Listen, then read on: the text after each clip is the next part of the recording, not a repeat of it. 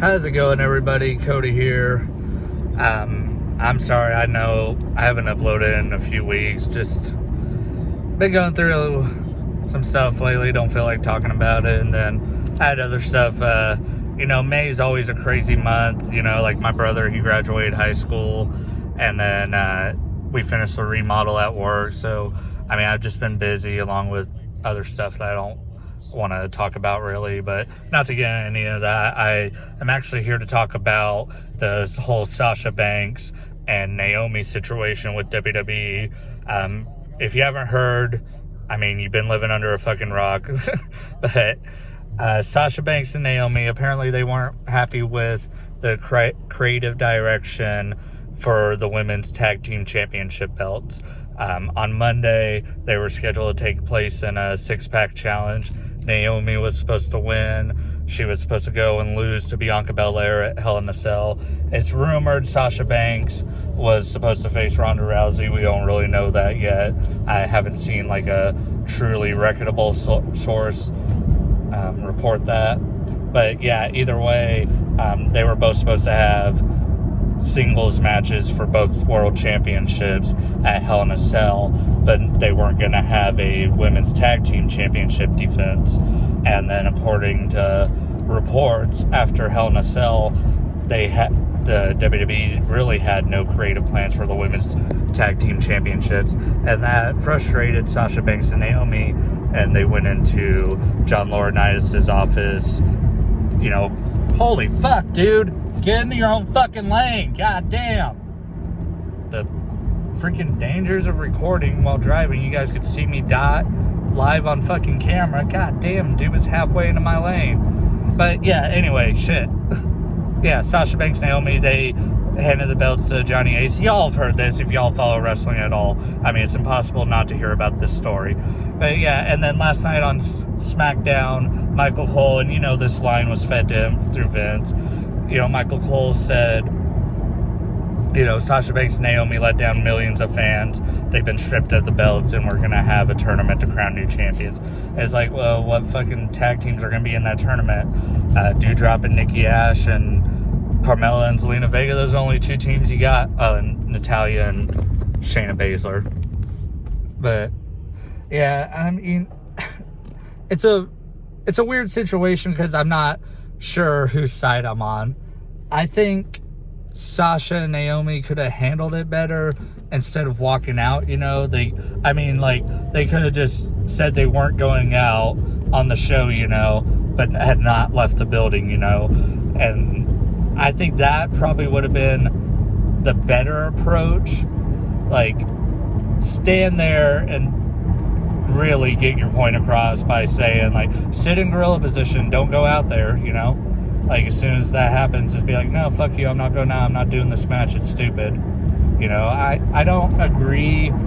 I agree and disagree with them walking out, I love Sasha Banks, I love Naomi, I think they're both great.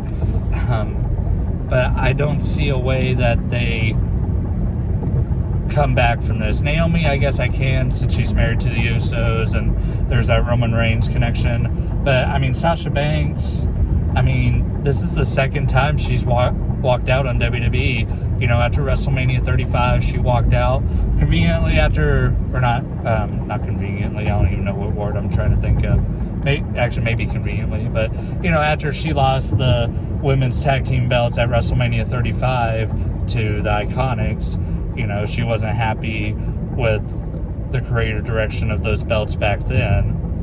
And she walked out then, she was gone. She came back, I think the Raw after SummerSlam, and then, attacked Natalya.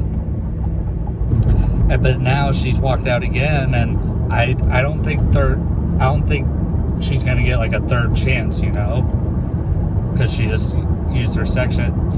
And, she could go to AEW. And I know I keep stuttering and shit. I've been staying up till 3 a.m. the last 3 nights, so cut me a break. She could go to AEW, but, they don't use nearly all their women, Britt Baker's probably the one that's the most pushed on television, or the most featured.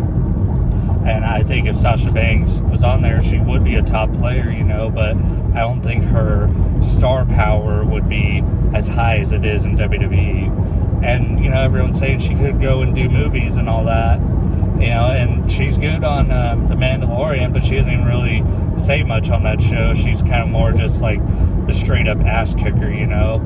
And then what else has she been on? You know, she was on Hot Ones. I haven't watched her thing with Kevin Hart yet, but I need to, because I love that show. I don't know if y'all ever seen Skip Bayless on there, and I think Shaq was on there. I've watched those episodes a bunch of times, and I like that Cold as Balls show. Shout out. I mean, that show's really good. But yeah, man, I mean, like I said, I agree and disagree with Sasha and Naomi. I agree with them standing up for the belts and all that, and for their creative direction. But I don't agree with how they handle it. But I don't agree with how WWE handled it either. I think it was very immature. I think it's Vince acting out of anger, which, a little life advice for anyone, acting out of anger is not a good thing, because you're not thinking straight, and most of the time you end up doing something stupid. So, yeah. I mean, both sides could have handled it better, and I think this is like the worst case scenario of how this situation could have gone, you know. But that's my thoughts. If anything develops on it, I'll probably talk about, because this situation is fascinating. You know, leave a like on the video, subscribe to anyone new watching this. I said sorry about the lack of uploads, but I mean, new schedule, it's hard to stream along with other shit going on, you know. So I mean, who knows, you guys are probably just gonna get like videos like this when I'm driving home, and you know, I have stuff that I'm thinking about, you know. So thank you guys for watching. Hope everyone has a good night, and stay safe out there.